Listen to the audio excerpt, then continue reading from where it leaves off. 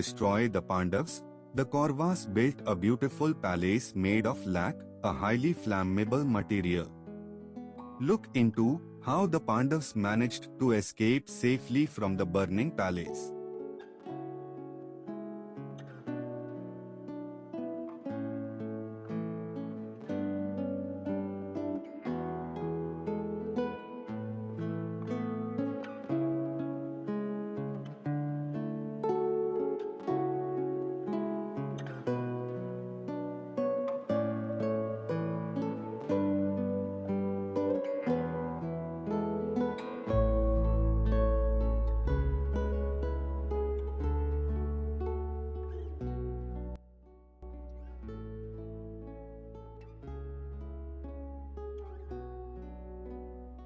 Duryodhan observed that it would not be easy to defeat the Pandavas directly, so he devised a clever strategy of carrot and stick, combining flattery and affection to disguise his true intentions.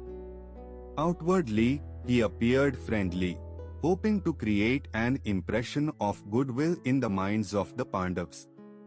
On the surface, the Kauravas even expressed a desire to build a beautiful palace for the Pandavas.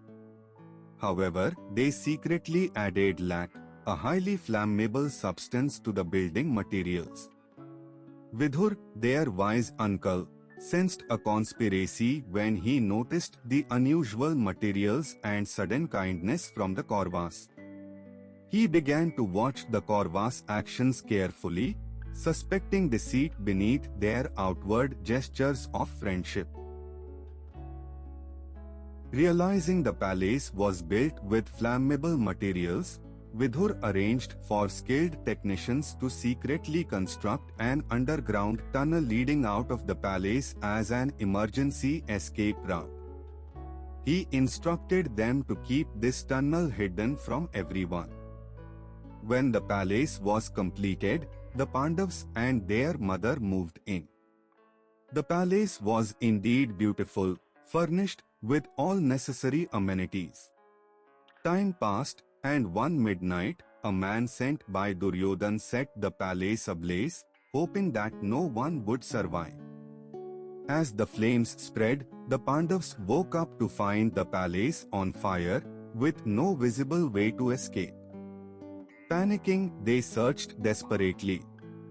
In the chaos, Bhima stumbled on a section of the stairs, which led him to a hidden pit revealing the tunnel Vidhur had arranged.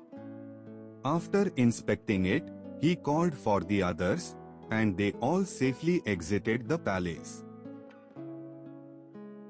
Once outside, Bhima gathered 6 corpses from a nearby cremation ground, including one of a shorter stature, and placed them inside the palace to make it appear as if the Pandavas and their mother had perished in the fire.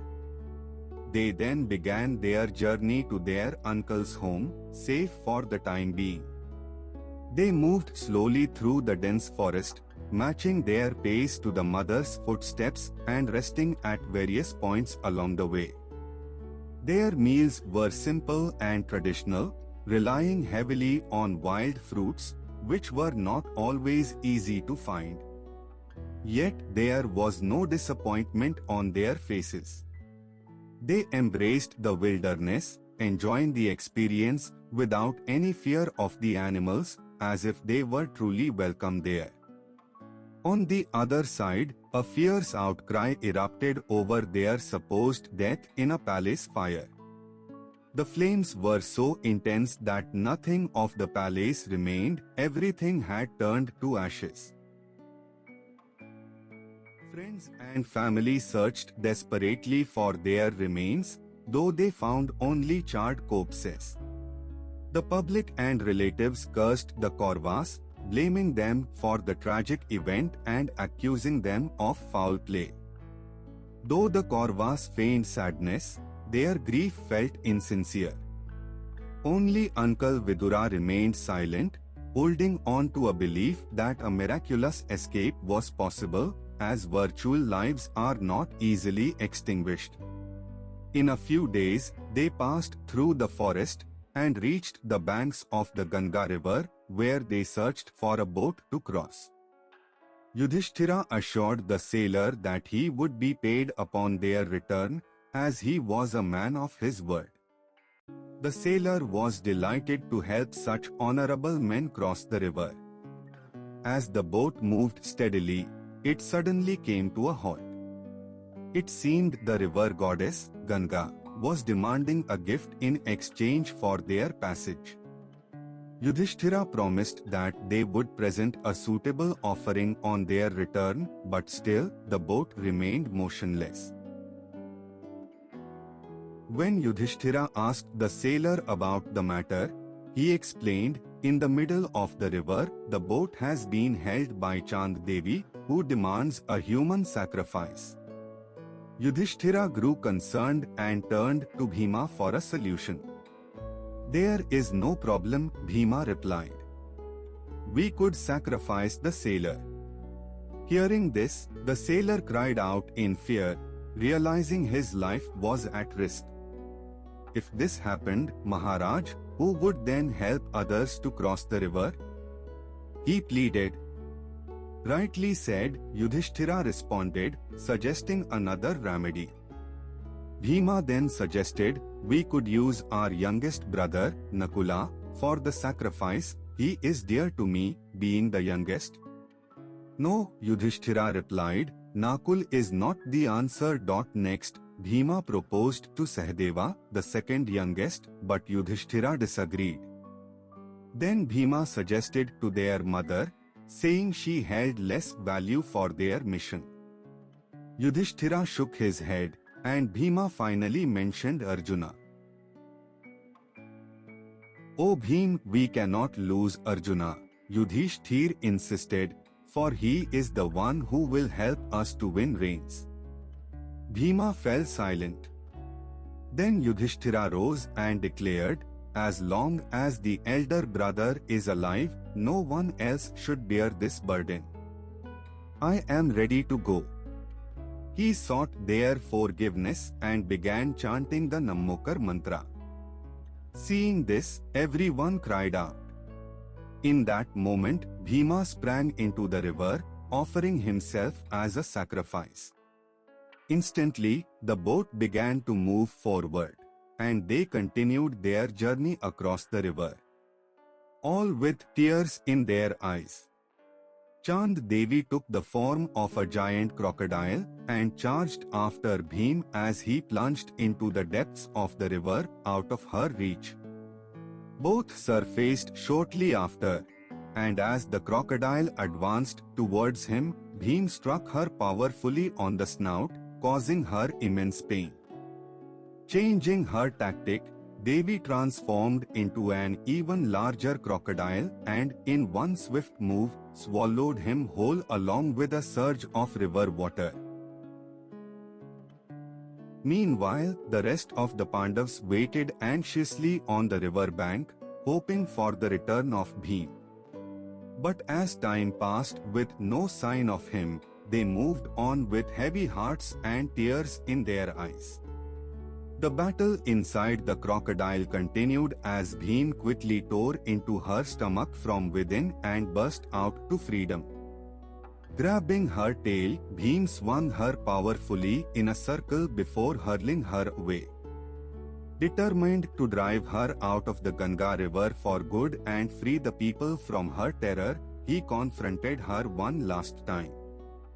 Finally, Devi, realizing Bhim's strength, agreed to leave the river permanently. With this victory, Bhim swam across the rest of the river and, reaching the bank, called out to his brothers. Overjoyed to see him, they rushed to embrace him with love and relief. On their journey, they had the opportunity to glimpse various temples. At one temple, where many people were gathered in worship, all 6 of them noticed an exceptionally beautiful young girl named Vasantasena, who seemed to be in deep distress. Observing her sadness, Kunti asked the young girl about the cause of her sorrow.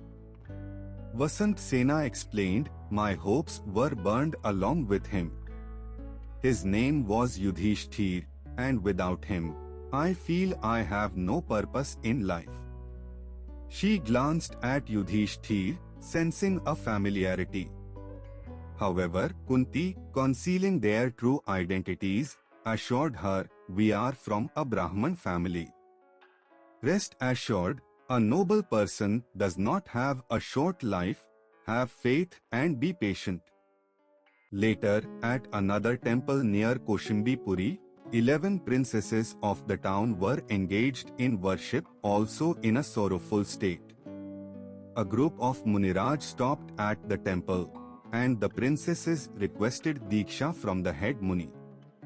Curious, the Muni asked why they sought Diksha at such a young age. They explained, "We had accepted Yudhishthir as our fiancé, but he left this world." The Muni laughed gently and assured them, "He will visit soon, be patient." They then paused briefly for darshan of Bhagwan. News of the Pandavas' survival spread in Koshimbipuri, and the king immediately approached them, wishing to fulfill his earlier commitment to marry his daughters to Yudhishthir. Initially hesitant, Kunti finally agreed to the marriage on the condition that the princesses would not accompany them on their journey. Yudhishthir married the princesses, and they all stayed in the palace for a few months.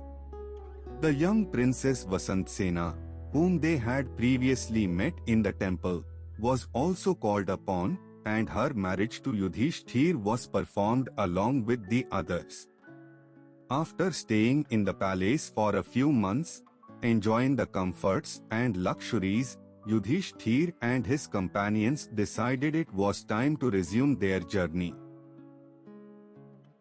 The princesses were advised to remain in the palace until their return. The group continued their journey, passing through dense forests as they usually did. One hot day, as they traveled through the thick forest, Yudhishthir grew weary and sat down to rest under a large tree. Feeling thirsty, he asked for water, but none was immediately available. He eventually drifted into a deep sleep alongside the others. Bhim, meanwhile, went searching for water and managed to find some. Returning, he stood guard as Yudhishthir and the others slept. While they rested, a Vidyadhari named Hindava, the daughter of King Singhosh, arrived in the area. King Singhosh had been seeking a suitor for his daughter, and a predictor had foretold that Hindava would marry a man who could drive out a Pishach, a malevolent spirit that haunted the tree.